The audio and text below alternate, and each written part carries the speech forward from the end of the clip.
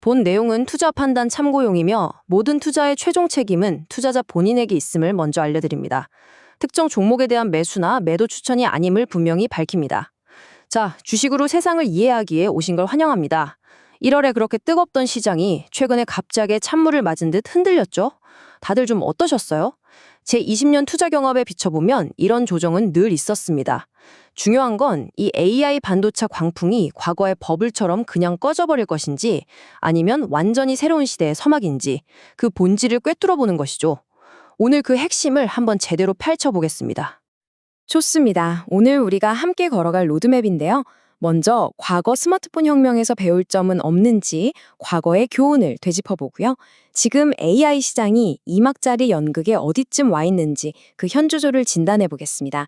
그리고 시장의 발목을 잡는 걱정의 벽의 실체는 무엇인지, 그렇다면 다음 주도주는 누가 될 것인지, 마지막으로 우리 같은 투자자들을 위한 실전 플레이북까지 하나씩 짚어보겠습니다. 첫 번째 순서, 과거의 교훈입니다. 역사는 반복된다 이런 말 많이 하잖아요. 지금 벌어지는 이 AI 열풍을 제대로 이해하려면 우리에게 아주 익숙한 과거의 한 장면을 다시 소환해 볼 필요가 있습니다. 바로 스마트폰 혁명 당시인데요.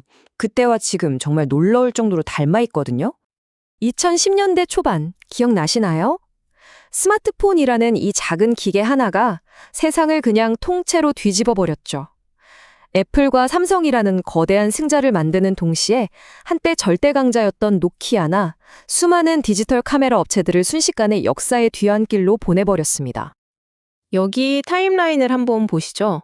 2007년 아이폰이 처음 나오고 나서 불과 5년, 10년도 안 돼서 PC, 디지털 카메라, MP3 플레이어 시장이 차례로 무너집니다. 이게 바로 파괴적 혁신이라는 것의 무서움이죠. 단 하나의 기기가 여러 산업을 그냥 집어삼킨 겁니다. 지금 소프트웨어 업계가 AI를 보면서 느끼는 공포가 바로 이거예요. 우리도 저렇게 되는 거 아니야? 하는 그런 본능적인 두려움 말이죠. 자, 이제부터가 정말 흥미로운 지점입니다. 두 번째 장, 2막으로 구성된 연극인데요. 지금 AI 반도체 붐은 마치 한 편의 연극처럼 펼쳐지고 있는데 제 눈에는 대부분의 투자자들이 아직 1막만 보고 계신 것 같아요. 모두가 HBM이라는 화려한 주인공에만 열광하고 있다는 거죠. 그런데 말이죠. 진짜 돈이 될 2막의 주인공은 지금 조용히 무대 뒤에서 등장을 준비하고 있습니다. 1막의 주인공은 우리가 익히 아는 HBM 고대역폭 메모리였습니다. AI를 학습시키려면 어마어마한 데이터를 아주 빠르게 처리해야 하니까요. 이건 뭐 이제 다 아는 얘기죠. 하지만 진짜 핵심은 이제 막 시작된 2막입니다. 2막의 주인공은 바로 낸드 플래시예요. 학습을 마친 AI가 실제로 우리와 대화하고 뭔가를 기억하고 추론하는 단계, 즉 AI에게 장기 기억을 심어주는 역할을 하는 거죠. 이 거대한 전환의 신호탄은 바로 엔비디아의 젠슨 황 CEO가 언급한 ICMS라는 개념이었습니다. 상황 맥락 기반 저장 장치. 말이 좀 어렵죠? 쉽게 말해서 AI한테 인간의 뇌에 있는 해마처럼 영구적인 기억 장치를 달아주는 겁니다. 그러면 AI가 어제 나랑 나눴던 대화, 내 취향, 내 업무 스타일을 전부 기억하게 돼요. 단순한 챗봇이 아니라 진짜 나만의 비서가 되는 거죠. 이건 AI 서비스의 판을 바꾸는 얘기입니다. 이게 그냥 일부의 이야기가 아닙니다. 이 차트를 좀 보세요. ICMS가 2027년까지 전체 낸드 시장 공급량의 거의 10%를 차지할 거라는 전망입니다. 이건 그냥 새로운 수요처가 하나 생기는 수준이 아니고요. 그동안 만성적인 공급 과잉에 시달렸던 낸드 시장의 판 자체를 뒤집는 그야말로 게임 체인저라고 할 수 있습니다. 세 번째 장, 걱정의 벽으로 넘어가 보겠습니다. 아니, 이렇게 좋은 얘기가 많은데 왜 시장은 갑자기 오한에 걸린 것처럼 벌벌 떨었을까요? 시장 참여자들의 마음속에 어떤 걱정의 벽이 쌓아 올려지고 있는지 그 심리를 한번 들여다보겠습니다. 최근 시장을 뒤덮었던 걱정거리들이죠. 첫째, AI가 발전하면 소프트웨어 개발자들이 필요 없어져서 관련 기업들 돈 못 버는 거 아니냐는 공포. 둘째, 금리가 이렇게 높은데 누가 돈 빌려서 데이터 센터 같은 큰 투자를 하겠냐는 우려. 그리고 마지막으로 이만큼 올랐으면 많이 오른 거지 하는 생각과 함께 AI 붐도 곧 터질 거품이라는 비관론이 슬슬 고개를 든 겁니다. 하지만 제 20년 경험으로 볼 때 이건 지극히 정상적인 과정입니다. 시장은 오를 이유를 찾듯이 항상 떨어질 이유도 찾아낸다는 격언이 딱 맞아요. 시장이 너무 뜨거워지면 스스로 열을 식히기 위해서라도 부정적인 뉴스들을 찾아 헤매기 마련이거든요. 이건 붕괴가 아닙니다. 더 높이 뛰기 위해서 잠시 숨을 고르는 시간으로 봐야죠. 네 번째 장, 다음 주 주도는 누구인가? 자, 그럼 큰 그림이 여전히 유효하다면 이제 기회는 어디에 있을까요? 계속 엔비디아나 하이닉스 같은 대장주만 쳐다보고 있어야 할까요? 아니면 그 온기가 퍼져나갈 다른 곳으로 이제는 눈을 돌려야 할 때일까요? 이 표를 보면서 한번 설명드려 볼게요.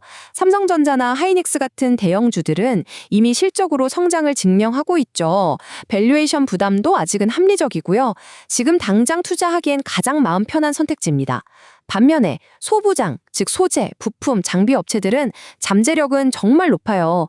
하지만 실제 공장 증설 같은 주문이 들어오는 건 2026년 말이나 2027년으로 보는데 주가는 벌써부터 저만치 앞서 나가는 느낌이 좀 있습니다.